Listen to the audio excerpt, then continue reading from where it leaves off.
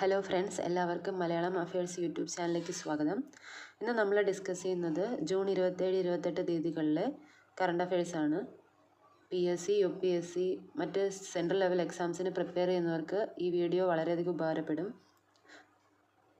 Central level എക്സാംസിന് prepare ചെയ്യുന്നവർ കേരളവുമായി ബന്ധപ്പെട്ട ഭാഗങ്ങൾ സ്കിപ്പ് ചെയ്ത് കാണുക. തുടക്കത്തിലുള്ള കുറച്ച് പോർഷൻസ് കേരളവുമായി ബന്ധപ്പെട്ട കാര്യങ്ങളാണ്. അപ്പോൾ നമുക്ക് വീഡിയോയിലേക്ക് കടക്കാം. ആദ്യത്തെ ചോദ്യം: കേരള സാഹിത്യ അക്കാദമിയുടെ വിശിഷ്ട അംഗത്വ പുരസ്കാരം ലഭിച്ചത് ആർക്കൊക്കെ?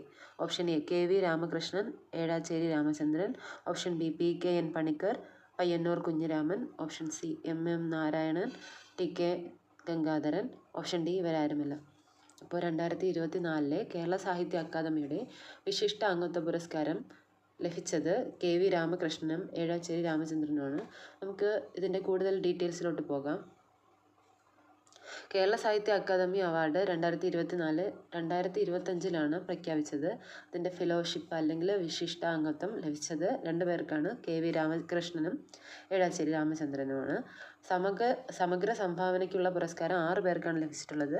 PKN Panicker, Payyanur Kunhiraman, MM Narayanan, TK Gangadharan, KEN മല്ലിക യൂനുസ് എന്നിവർക്കാണ് കേരള സാഹിത്യ അക്കാദമിയുടെ സമഗ്ര സംഭാവനയ്ക്കുള്ള അവാർഡ് ലഭിച്ചത്. ഇനി എൻഡോവ്മെൻ്റ് അവാർഡുകളുണ്ട്, പക്ഷെ ഞാനത് വായിക്കുന്നില്ല.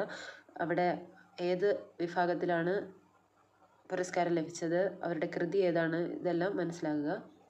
നമുക്ക് കൂടുതൽ ഡീറ്റെയിൽസിലോട്ട് പോകാം. 2024 കേരള സാഹിത്യ അക്കാദമിയിൽ മികച്ച നോവലായിട്ട് തിരഞ്ഞെടുത്തത് GR ഇന്ദുഗോപൻ്റെ ആനോ എന്ന് പറയുന്ന നോവലാണ്. അത് പഠിച്ചു വയ്ക്കുക. PSC പരീക്ഷകൾക്ക് മിക്കവാറും ചോദിക്കാറുണ്ട്. കേരള സാഹിത്യ അക്കാദമിയുടെ മികച്ച നോവലായിട്ട് തിരഞ്ഞെടുത്തത് 2024 തിരഞ്ഞെടുത്തത് GR ഇന്ദുഗോപൻ്റെ ആനോയാണ്. മികച്ച കവിതാ ഗ്രന്ഥമായി തിരഞ്ഞെടുത്തത് അനിത തമ്പിയുടെ മുരിങ്ങ വാഴ കറിവേപ്പ് എന്ന കൃതിയാണ്. മികച്ച കഥയായി തിരഞ്ഞെടുത്തത് V ഷിനിലാലിൻ്റെ ഗരിസപ്പ അരുവി അഥവാ ഒരു ജലയാത്ര എന്ന് പറയുന്ന ചെറുകഥയാണ്. എൻഡോവ്മെൻ്റ് അവാർഡുകളിൽ ഉപന്യാസത്തിനുള്ള CB കുമാർ പുരസ്കാരം പൂക്കളുടെ പുസ്തകം എന്ന് എഴുതിയ M സ്വരാജിനാണ്. അതായത് പൂക്കളുടെ പുസ്തകം എന്ന് പറയുന്ന ഉപന്യാസത്തിനാണ് എഴുതിയത് M സ്വരാജാണ്. അദ്ദേഹം പുരസ്കാരം സ്വീകരിക്കില്ല എന്ന് പറഞ്ഞിട്ടുണ്ടായിരുന്നു. അപ്പോൾ അത് കുറച്ചുകൂടെ ഇമ്പോർട്ടൻ്റ് ആണ്. എൻഡോവ്മെൻ്റ് അവാർഡുകളിൽ ഉപന്യാസത്തിനുള്ള CB കുമാർ അവാർഡ് ലഭിച്ചത് പൂക്കളുടെ പുസ്തകം എന്ന് എഴുതിയ M സ്വരാജിനാണ്. അടുത്ത മികച്ച നാടകമായിട്ട് തിരഞ്ഞെടുത്തത് ശശിധരൻ നടുവിൽ എഴുതിയ പിത്തള ശലഭം ആണ്. ജീവചരിത്രം അല്ലെങ്കിൽ ആത്മകഥാ വിഭാഗത്തിൽ ഡോക്ടർ K രാജശേഖരൻ നായരുടെ ഞാൻ എന്ന ഭാവം എന്ന് പറയുന്ന കൃതിക്കാണ്. മികച്ച യാത്രാ വിവരണമായി തിരഞ്ഞെടുത്തത് ആരോഹണം ഹിമാലയം എന്ന് എഴുതിയ KR അജയനാണ്. അപ്പോൾ ഇത്രയും കാര്യങ്ങൾ പഠിച്ചു വയ്ക്കുക. ഇതിൽ ഏറ്റവും ഇമ്പോർട്ടൻ്റ് മികച്ച നോവൽ GR ഇന്ദുഗോപൻ്റെ ആനോ ആണ്. കവിതാ ഗ്രന്ഥം, കവിതാ സമാഹാരമായിട്ട് മുരിങ്ങ വാഴ കറിവേപ്പ് എന്ന കൃതിയാണ് അനിത തമ്പിയുടെ. ചെറുകഥയായിട്ട് തിരഞ്ഞെടുത്തത് V ഷിനിലാലിൻ്റെ ഗരിസപ്പ അരുവി അഥവാ ഒരു ജലയാത്ര അതിനാണ്. അപ്പോൾ ഇത്രയും കാര്യങ്ങൾ പഠിച്ചു വയ്ക്കുക, റിപ്പീറ്റായിട്ട് കേട്ടുകൊണ്ടിരിക്കുക. അപ്പോൾ നമ്മൾ മറക്കില്ല. അടുത്ത ബാക്കി നമുക്ക് നോക്കാം. ബാലസാഹിത്യ വിഭാഗത്തിൽ EN ഷീജ രചിച്ച അമ്മ മണമുള്ള കിനാവുകൾ എന്ന കൃതിക്കാണ് ലഭിച്ചത്. വിവർത്തന സാഹിത്യ വിഭാഗത്തിൽ ചിഞ്ചു പ്രകാശിൻ്റെ എൻ്റെ രാജ്യം എൻ്റെ ശരീരം എന്ന കൃതിക്കാണ്. ഹാസ്യ സാഹിത്യ വിഭാഗത്തിൽ നിരഞ്ജൻ്റെ കേരളത്തിൻ്റെ മൈതാത്മകത എന്ന് പറയുന്ന കൃതിക്കാണ് ലഭിച്ചത്. സാഹിത്യ വിമർശന വിഭാഗത്തിൽ G ദിലീപിൻ്റെ രാമായണത്തിൻ്റെ ചരിത്ര സഞ്ചാരങ്ങൾ എന്ന കൃതിക്കാണ് പുരസ്കാരം ലഭിച്ചത്. അപ്പോൾ ഇത്രയും കാര്യങ്ങൾ മനസ്സിലാക്കിയിരിക്കുക. ഈ കൃതി, അതെഴുതിയ ആൾ, ഏത് വിഭാഗത്തിലാണ് പുരസ്കാരം ലഭിച്ചത്, ഇത്രയും കാര്യങ്ങൾ പഠിക്കുക. മറക്കരുത്, പരീക്ഷയ്ക്ക് ചോദിക്കും. റിപ്പീറ്റായിട്ട് കേട്ട് പഠിക്കും. നമുക്ക് കേരള സാഹിത്യ അക്കാദമിയുടെ വിശിഷ്ടാംഗത്വ പുരസ്കാരത്തെക്കുറിച്ച് കൂടെ ഒന്ന് മനസ്സിലാക്കാം. 50,000 രൂപയും 2 പവൻ സ്വർണ്ണ പതക്കവുമാണ് ഇതിൻ്റെ സമ്മാനം. അടുത്ത് നമുക്ക് കേരള സാഹിത്യ അക്കാദമിയെക്കുറിച്ചൊന്ന് മനസ്സിലാക്കാം. GK ആണ് ഇത്. പരീക്ഷകൾക്ക് മിക്കവാറും ചോദിക്കാറുള്ള ക്വസ്റ്റ്യൻസ് ആണ്. ഇപ്പോഴത്തെ പ്രസിഡൻറ്റ്, കേരള സാഹിത്യ അക്കാദമിയുടെ ഇപ്പോഴത്തെ പ്രസിഡൻറ്റ് കെ സച്ചിദാനന്ദനാണ്. അത് സിറ്റുവേറ്റ് ചെയ്യുന്നത്, അതായത് സ്ഥിതി ചെയ്യുന്നത് തൃശ്ശൂരിലാണ്. ഉദ്ഘാടനം ചെയ്തത് ചിത്തിര തിരുനാൾ ബാലരാമവർമ്മയാണ്. 1956 ഒക്ടോബർ 15 അദ്ദേഹം ഉദ്ഘാടനം ചെയ്തത്. അദ്ദേഹം തിരുവിതാംകൂറിൻ്റെ പഴയ ഭരണാധികാരിയായിരുന്നു. അപ്പോൾ ഇത്രയും കാര്യങ്ങൾ ഇമ്പോർട്ടൻ്റ് ആണ്, പഠിക്കുക. PSC പരീക്ഷകൾക്ക് റിപ്പീറ്റ് ആയിട്ട് ഇതേപോലത്തെ ക്വസ്റ്റ്യൻസ് ചോദിക്കാറുണ്ട് സാഹിത്യം വിഭാഗത്തിൽ നിന്ന്. അപ്പോൾ ഇത് പഠിക്കുക. നമുക്ക് അടുത്ത ക്വസ്റ്റ്യനിലോട്ട് പോകാം. കേരള സർക്കാരിൻ്റെ television life time achievement award ലഭിച്ചത് ആർക്ക്? Option A Baiju Chandran, option B K Kunhikrishnan, option C A and B, option D ഇവയല്ല. അപ്പോൾ ഇതിൻ്റെ ആൻസർ എന്ന് പറയുന്നത് ഓപ്ഷൻ ബി ആണ്, കെ കുഞ്ഞികൃഷ്ണനാണ്.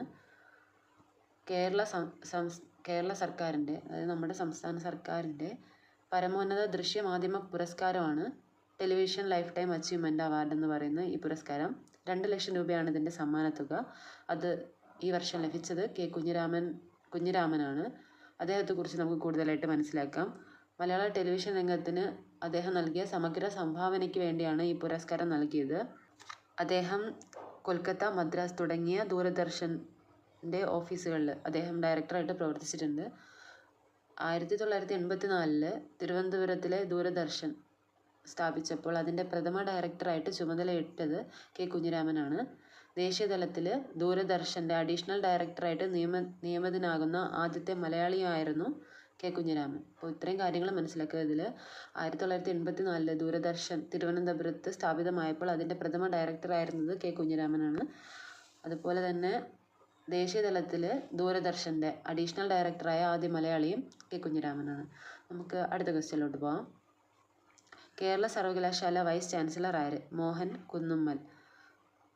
അപ്പോൾ കേരള സർവകലാശാലയുടെ വൈസ് ചാൻസലർ പദവിയെ ചോദ്യം ചെയ്തുകൊണ്ട് ഒരു ഹർജി നമ്മുടെ ഹൈക്കോടതിയിൽ പോയിട്ടുണ്ടായിരുന്നു. അതുമായിട്ട് ബന്ധപ്പെട്ടാണ് ഈ ക്വസ്റ്റ്യൻ എടുത്തിട്ടുള്ളത്. അപ്പോൾ കേരള സർവകലാശാല വൈസ് ചാൻസലർ ഇപ്പോൾ മോഹൻ കുന്നുമ്മലാണ്. നമുക്ക് അടുത്ത ക്വസ്റ്റ്യനിലോട്ട് പോകാം.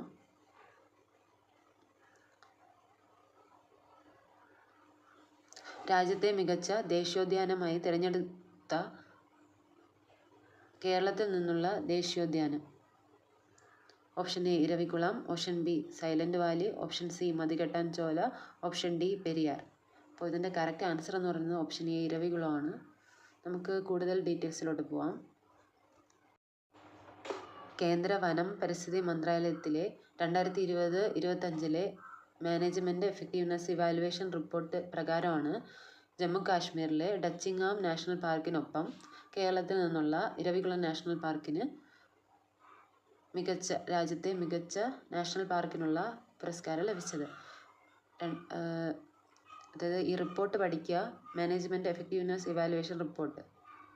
ഈ റിപ്പോർട്ട് പ്രകാരമാണ് 92.97% മാർക്ക് നേടി ജമ്മു കാശ്മീരിലെ ഡച്ചിങ്ങാം നാഷണൽ പാർക്കിനൊപ്പം ഇരവികുളവും എത്തിയത്. വംശനാശ ഭീഷണി നേരിടുന്ന വരയാടുകൾക്ക്, അതായത് നീലഗിരി താരെന്ന് പറയും ഇംഗ്ലീഷിൽ, ആ വരയാടുകളുടെ ആവാസ വ്യവസ്ഥയ്ക്ക് പ്രസിദ്ധമാണ് ഇരവികുളം. ഒരു ടൂറിസ്റ്റ് സ്പോട്ട് കൂടെയാണ്. കേരളത്തിൽ 6 നാഷണൽ പാർക്കാണുള്ളത്. Anamudi Shola, Periyar national park, Silent Valley national park, Eravikulam national park, Mathikettanchola, Pambadumchola. ഇവ ഇത്രയാണ് കേരളത്തിൽ നിന്നുള്ള 6 നാഷണൽ പാർക്കുകൾ. അത് ഇത്രയും പഠിച്ചു വയ്ക്കുക, പരീക്ഷയ്ക്ക് ചോദിക്കും. ഇമ്പോർട്ടൻ്റ് GK ആണ്. ഇരവികുളം നാഷണൽ പാർക്കിനെ കുറിച്ച് കൂടുതലായിട്ട് കുറച്ചൊന്ന് മനസ്സിലാക്കാം നമുക്ക്.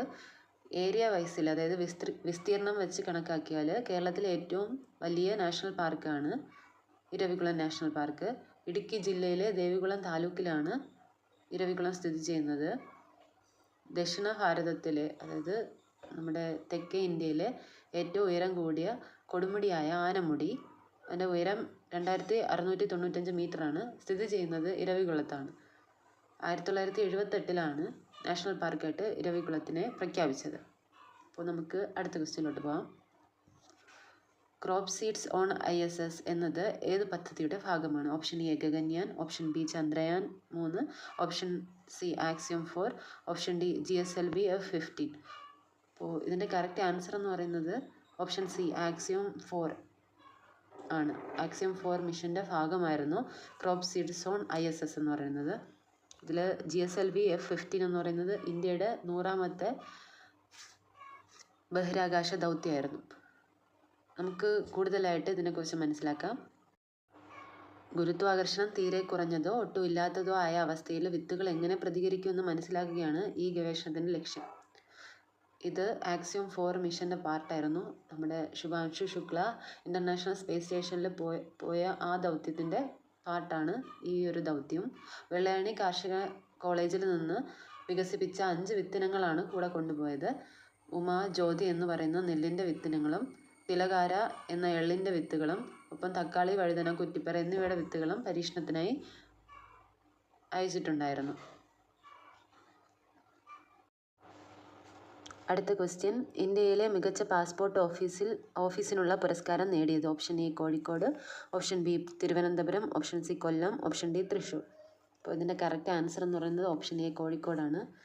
കൂടുതൽ ഡീറ്റെയിൽസിലോട്ട് പോവാം.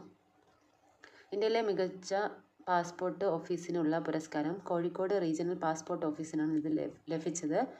വിദേശകാര്യ മന്ത്രാലയമാണ് ഈ പുരസ്കാരം നൽകുന്നത്. പാസ്പോർട്ട് വിതരണം, സേവന നിലവാരം, കാര്യക്ഷമത എന്നിവയിലൂടെ മികച്ച സേവനം ഉറപ്പാക്കുന്ന ഓഫീസുകൾക്കാണ് ഇത് നൽകുന്നത്. സംസ്ഥാനത്ത് ആദ്യമായിട്ട് മൊബൈൽ പാസ്പോർട്ട് വാൻ ആരംഭിച്ചതും കോഴിക്കോട് പാസ്പോർട്ട് ഓഫീസിൻ്റെ കീഴിലാണ്. കോഴിക്കോടാണ് ഇന്ത്യയിലെ മികച്ച പാസ്പോർട്ട് ഓഫീസായിട്ട് തിരഞ്ഞെടുക്കപ്പെട്ടത്. ആദ്യമായി മൊബൈൽ പാസ്പോർട്ട് വാൻ കേരളത്തിൽ ആരംഭിച്ചതും കോഴിക്കോടാണ്. അടുത്ത ക്വസ്റ്റ്യൻ, ലോകത്തിലെ ആദ്യത്തെ മലേറിയ വാക്സിനായ RTS.S വികസിപ്പിച്ചെടുത്തത് ഏത് കമ്പനിയാണ്? Option A serum institute, option B Bharat biotech, option C GSK, option D Gavi. ഇതിൻ്റെ ആൻസർ എന്ന് പറയുന്നത് ഓപ്ഷൻ സി ആണ്, GSK ആണ്. ഈ കമ്പനിയുടെ പഴയ പേരിൻ്റെ ചുരുക്കെഴുത്താണ് GSK എന്ന് പറയുന്നത്. നമുക്ക് കൂടുതൽ മനസ്സിലാക്കാം. RTS.S എന്ന് പറയുന്നതാണ് ലോകത്തിലെ ആദ്യത്തെ മലേറിയ വാക്സിനാണ്. 2021 വേൾഡ് ഹെൽത്ത് ഓർഗനൈസേഷൻ ഇത് റെക്കമെൻഡ് ചെയ്തു, അതായത് അംഗീകരിച്ചിട്ടുണ്ടായിരുന്നു. ആഗോള ബയോഫാർമ കമ്പനിയായ GSK ആണ് ഇത് വികസിപ്പിച്ചെടുത്തത്. ഭാരത് ബയോടെക് ഇൻ്റർനാഷണൽ ഇതിൻ്റെ സപ്ലൈ ഏറ്റെടുത്തിട്ടുണ്ട്. ഗവിയാണ് നമ്മുടെ വാക്സിൻ അലയൻസ് എന്ന് പറയുന്നത്. അപ്പോൾ 2026 ഈ വാക്സിൻ്റെ സപ്ലൈ ഭാരത് ബയോടെക് ഇൻ്റർനാഷണൽ എന്ന് പറയുന്ന കമ്പനി ഏറ്റെടുത്തിട്ടുണ്ട്. ഇനി മലേറിയയെക്കുറിച്ച് കുറച്ച് കാര്യങ്ങൾ പറയുകയാണെങ്കിൽ, മലേറിയ എന്ന് പറയുന്നത് ഒരു പാരസൈറ്റ് രോഗമാണ്. അതായത് ഒരു പ്ലാസ്മോഡിയം എന്ന് പറയുന്ന ഒരു പാരസൈറ്റാണ് മലേറിയ ഉണ്ടാക്കുന്നത്. 5 തരത്തിലുള്ള പ്ലാസ്മോഡിയം മനുഷ്യനെ അഫക്റ്റ് ചെയ്യാനുള്ള ചാൻസ് ഉണ്ട്. അതായത് 5 തരത്തിലുള്ള മലേറിയ രോഗങ്ങളാണുള്ളത്. ഇത് ട്രാൻസ്മിറ്റ് ചെയ്യണത് കൊതുകുകൾ വഴിയാണ്. അനോഫിലസ് വിഭാഗത്തിലുള്ള പെൺകൊതുകുകളാണ് മലേറിയ സ്പ്രെഡ് ചെയ്യുന്നത്. അപ്പോൾ ഇത്രയും കാര്യങ്ങൾ മനസ്സിലാക്കിയിരിക്കുക. ലോകത്തിലെ ആദ്യത്തെ മലേറിയ വാക്സിനാണ് RTS.S. മലേറിയ ഒരു പാരസൈറ്റ് രോഗമാണ്, വൈറസോ ബാക്ടീരിയയോ അല്ല, ഒരു പാരസൈറ്റ് രോഗമാണ്. അടുത്ത ക്വസ്റ്റ്യൻ, ഐക്യരാഷ്ട്ര സംഘടനയുമായി ബന്ധപ്പെട്ട പ്രസ്താവനകൾ തിരഞ്ഞെടുക്കുക. 1. 1945 ജൂൺ 26 ഐക്യരാഷ്ട്ര സംഘടന രൂപീകരിച്ചത്. നിലവിലെ സെക്രട്ടറി ജനറൽ അന്റോണിയോ ഗുട്ടറസ് ആണ്. തലസ്ഥാനം ന്യൂയോർക്ക് സിറ്റിയാണ്. അപ്പോൾ ഈ ക്വസ്റ്റ്യനിൽ ഓപ്ഷൻ 2ഉം 3ഉം ആണ്. 2ഉം 3ഉം സ്റ്റേറ്റ്മെൻ്റാണ് ശരി. 1945 ജൂൺ 26 ഐക്യരാഷ്ട്ര സംഘടന UN ചാർട്ടർ അംഗീകരിച്ചത്. നിലവിൽ വന്നത് 24 ഒക്ടോബർ 1945. അതായത് 24 ഒക്ടോബറിനാണ് UN ദിനമായിട്ട് നമ്മൾ ആചരിക്കുന്നത്. അപ്പോൾ ഒന്നാമത്തെ സ്റ്റേറ്റ്മെൻറ്റ് തെറ്റാണ്, 2ഉം 3ഉം ആണ് ശരി. നമുക്ക് UN കുറിച്ച് കൂടുതൽ കാര്യങ്ങൾ മനസ്സിലാക്കാം. UN എന്ന് പറയുന്നത് യുണൈറ്റഡ് നേഷൻസ് ആണ്. അതൊരു ഇൻ്റർനാഷണൽ ഓർഗനൈസേഷനാണ്. 24 ഒക്ടോബർ 1945 നിലവിൽ വന്നത്. ഇനിയൊരു ലോകമഹായുദ്ധം ഉണ്ടാവാതിരിക്കാൻ വേണ്ടിയാണ് ഇത് രൂപീകരിച്ചത്. വേൾഡ് വാർ സെക്കൻഡ്, 2ാം ലോക മഹായുദ്ധത്തിന് ശേഷമാണ് ഇത് രൂപീകരിച്ചത്. ലീഗ് ഓഫ് നേഷൻ്റെ ഫെയിലിയർ കാരണമാണ് യുണൈറ്റഡ് നേഷൻസ് ഫോം ചെയ്തത്. ലീഗ് ഓഫ് നേഷൻസ് യുണൈറ്റഡ് നേഷൻ്റെ മുൻഗാമിയായിരുന്നു. പക്ഷെ അത് ഫെയിലായതുകൊണ്ടാണ് 2ാം ലോക മഹായുദ്ധം ഉണ്ടായത്. ലോകത്ത് സമാധാനം, സെക്യൂരിറ്റി, കോപ്പറേഷൻ, ഹ്യൂമൻ റൈറ്റ് ഇവയൊക്കെ നടപ്പിലാക്കുക, ഇതൊക്കെ കോർഡിനേറ്റ് ചെയ്ത് നടപ്പിലാക്കുക എന്നതാണ് UNൻ്റെ എയിം എന്ന് പറയുന്നത്. ഇത് പ്രൊമോട്ട് ചെയ്യാനുള്ള ആക്ടിവിറ്റീസാണ് UN നടത്തുന്നത്. UN-ന് 6 ഒഫീഷ്യൽ ലാംഗ്വേജസ് ആണുള്ളത്. Arabic, Chinese, English, French, Russian, Spanish. അപ്പോൾ ഇതത്രയും പഠിച്ചു വയ്ക്കുക. ഈ വർഷം UN ചാർട്ടർ അംഗീകരിച്ചിട്ട് 80 വർഷം തികയാണ്. അപ്പോൾ ഇമ്പോർട്ടൻ്റ് ആണ്, പഠിച്ചു വയ്ക്കുക. UN ചാർട്ടർ എന്ന് പറയുന്നത് ഒരു ട്രീറ്റിയാണ്. ഈ ഒരു ട്രീറ്റിയുടെ പുറത്താണ് UN എന്ന് പറയുന്ന സംഘടന നിലവിൽ വന്നത്. ഈ ഒരു ട്രീറ്റി അംഗീകരിച്ചിട്ടാണ്, എല്ലാ രാജ്യങ്ങളും അംഗീകരിച്ചിട്ടാണ് യുണൈറ്റഡ് നേഷൻസ് എന്ന് പറയുന്ന സംഘടന സാൻ ഫ്രാൻസിസ്കോയിൽ 24 ഒക്ടോബർ 1945 ഫോം ചെയ്തത്. UN ചാർട്ടർ സൈൻ ചെയ്തത് 26 ജൂൺ 1945 ഹ്യൂമൻ റൈറ്റ്സിന് ആയി ബന്ധപ്പെട്ട് ഇമ്പോർട്ടൻ്റ് ആയിട്ടുള്ളൊരു ചാർട്ടറാണ് നമ്മുടെ UN ചാർട്ടർ എന്ന് പറയുന്നത്. അത് ലീഗലി ബൈൻഡിങ് ആണ്. അതായത് രാജ്യങ്ങൾ അത് UN-ൽ അംഗമാവുകയാണെങ്കിൽ അത് അംഗീകരിക്കണം എന്നാണ്. അതാണ് ലീഗലി ബൈൻഡിങ് ആയിട്ടുള്ള ഇൻ്റർനാഷണൽ ട്രീറ്റിയാണ്. ഇതിൻ്റെ UN ചാർട്ടറിൻ്റെ പ്രിയാമ്പിളിൽ പീസ്, സമാധാനം, ഹ്യൂമൻ റൈറ്റ്സ്, മനുഷ്യാവകാശം, സോഷ്യൽ പ്രോഗ്രസ്, ജസ്റ്റിസ്, നീതി തുടങ്ങിയ കാര്യങ്ങളാണ്, അതിനെക്കുറിച്ചാണ് മെൻഷൻ ചെയ്തിട്ടുള്ളത്. അതിനോടുള്ള UN-ൻ്റെ കമ്മിറ്റ്മെൻ്റാണ് പ്രിയാമ്പിൾ ആമുഖത്തിൽ മെൻഷൻ ചെയ്തിരിക്കുന്നത്. UN ചാർട്ടറിന് 19 ചാപ്റ്റേഴ്സും 111 ആർട്ടിക്കിളുകളാണ് ഉള്ളത്. UN-ന് 6 ബോഡീസാണുള്ളത്. 6 ഓർഗൻസ് അല്ലെങ്കിൽ 6 പാർട്ടായിട്ട് 6 ബോഡീസാണ് UN-ലുള്ളത്. ഒന്ന് UN ജനറൽ അസംബ്ലി. അതിലാണ് എല്ലാ മെമ്പേഴ്സും, UN-ലുള്ള എല്ലാ മെമ്പേഴ്സും UN ജനറൽ അസംബ്ലിയിൽ അംഗങ്ങളാണ്. ഇപ്പോൾ 193 അംഗങ്ങളാണ് UN ജനറൽ അസംബ്ലിയിലുള്ളത്. അടുത്ത UN security council. UN security council ലോകത്തിലെ ഏറ്റവും പവർഫുള്ളായിട്ടുള്ള രാജ്യങ്ങളാണ് UN സെക്യൂരിറ്റി കൗൺസിലുള്ള 5 രാജ്യങ്ങളാണുള്ളത്. P5 എന്നാണ് അതിനെ അറിയപ്പെടുന്നത്. Permanent 5. USA, UK, France, Russia, China. ഈ രാജ്യങ്ങളാണ് സെക്യൂരിറ്റി കൗൺസിലെ പെർമനൻ്റ് മെമ്പേഴ്സ്. ഇവയ്ക്ക് വീറ്റോ പവറുണ്ട്. വീറ്റോ പവർ എന്ന് വെച്ചാൽ ഒരു പ്രസ്താവന അല്ലെങ്കിൽ ഒരു ആക്ഷൻ അവർ കൊണ്ടുവരുമ്പോൾ, ഒരു രാജ്യം വേറൊരു രാജ്യത്തിനെതിരെ ഒരു റെസൊല്യൂഷൻ പാസ്സാക്കുമ്പോൾ മറ്റൊരു രാജ്യത്തിന് അത് ഇഷ്ടപ്പെട്ടില്ല എങ്കിൽ അവർക്കത് ബ്ലോക്ക് ചെയ്യാനുള്ള ഒരു പവറുണ്ട്. അതിനെയാണ് വീറ്റോ എന്ന് പറയുന്നത്. നമ്മുടെ പ്രസിഡൻറ്റിന് വീറ്റോ പവറുണ്ട്. അതുപോലുള്ള ഒരു വീറ്റോ പവറാണ് സെക്യൂരിറ്റി കൗൺസിലിലെ പെർമനൻ്റ് 5 മെമ്പേഴ്സിനുള്ളത്. ഇത് കൂടാതെ 10 നോൺ പെർമനൻ്റ് ആയിട്ടുള്ള മെമ്പേഴ്സും UN സെക്യൂരിറ്റി കൗൺസിലുണ്ട്. അതായത് ടോട്ടൽ 10 മെമ്പേഴ്സാണ്. 15 മെമ്പേഴ്സാണ്. 5 പെർമനൻ്റ് മെമ്പേഴ്സും 10 നോൺ പെർമനൻ്റ് മെമ്പേഴ്സും. ഇപ്പോൾ ഇന്ത്യ UN സെക്യൂരിറ്റി കൗൺസിലിൽ ഇല്ല, അംഗമല്ല. പാകിസ്ഥാൻ അംഗമാണ്. ഇത് ഈ നോൺ പെർമനൻ്റ് മെമ്പേഴ്സ് 2 വർഷം കൂടുമ്പോൾ മാറി മാറി വരും. അടുത്ത ബോഡി എന്ന് പറയുന്നത് എക്കണോമിക് ആൻഡ് സോഷ്യൽ കൗൺസിലാണ്. എക്കണോമിക് ആയിട്ടുള്ള അല്ലെങ്കിൽ സൊസൈറ്റിയായിട്ട് റിലേറ്റഡ് ആയിട്ടുള്ള കാര്യങ്ങളാണ് അത് വർക്ക് ചെയ്യുന്നത്. അടുത്ത ഇൻ്റർനാഷണൽ കോർട്ട് ഓഫ് ജസ്റ്റിസ് ആണ് മറ്റൊരു ബോഡി എന്ന് പറയുന്നത്. സ്റ്റേറ്റുകൾ തമ്മിലുള്ള ലീഗൽ ഡിസ്പ്യൂട്ട്സ് സെറ്റിൽ ചെയ്യാനാണ് ഇൻ്റർനാഷണൽ കോർട്ട് ഓഫ് ജസ്റ്റിസ് രൂപീകരിച്ചിരിക്കുന്നത്. അടുത്ത UN സെക്രട്ടേറിയറ്റ് ആണ്. UN-ൻ്റെ ഡെയിലി കാര്യങ്ങൾ മാനേജ് ചെയ്യുന്നത് സെക്രട്ടേറിയറ്റ് ആണ്. ട്രസ്റ്റിഷിപ്പ് കൗൺസിൽ 6ാമത്തെ ഓർഗനാണ്. അത് പക്ഷേ ഇപ്പോൾ പ്രവർത്തിക്കുന്നില്ല. വേൾഡ് വാർ II കഴിഞ്ഞ സമയത്ത് UN-ൻ്റെ കീഴിലുണ്ടായിരുന്ന രാജ്യങ്ങൾക്ക് വേണ്ടി അവയുടെ സമാധാനം, മറ്റു കാര്യങ്ങൾ അതിനു വേണ്ടിയൊക്കെ അറേഞ്ച് ചെയ്തിട്ടുള്ള ഒരു ബോഡിയായിരുന്നു ട്രസ്റ്റിഷിപ്പ് കൗൺസിൽ എന്ന് പറയുന്നത്. പക്ഷേ എല്ലാ രാജ്യങ്ങളും സോവറിനായി തുടങ്ങിയതോടെ ഈ ഒരു കൗൺസിലിൻ്റെ പ്രവർത്തനം അവസാനിപ്പിച്ചിട്ടുണ്ട്. നമുക്ക് അടുത്ത ക്വസ്റ്റ്യനിലോട്ട് പോകാം.